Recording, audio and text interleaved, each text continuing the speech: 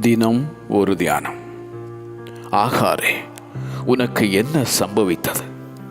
ஆதியாகமம் அதிகாரம் 21 வசனம் 17. ஆபிரகாமின் அடிமை பெண் அந்த ஆகார் துரத்தி விடப்பட்டவள். பேசபாவின் வனாந்திரத்தில் அலைந்து திரிந்தாள் தன் பிள்ளையோடு.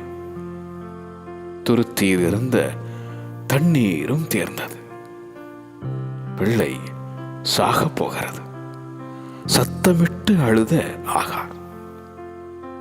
ஆகாரின் அழுகைக்கு அந்த ஆண்டவரின் பதில், பயப்படாதே.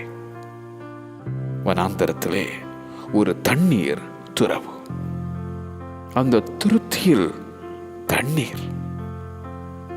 பிள்ளை பிழைத்தது. பெரிய ஜாதியான வாழ்க்கையில் துரத்தி விடப்பட்டு தாங்க ஒண்ணா துயரமோ, ஆகாரை போல அழுகையோ. பயப்படாதே, இதோ வனாந்தரத்தில் ஒரு தண்ணீர் துறவு.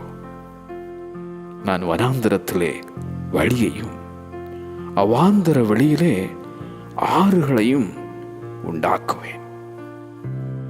ஆகாரே, உனக்கு என்ன சம்பவித்தது? ஆகாரே, உனக்கு என்ன சம்பவித்தது? ஆமென்.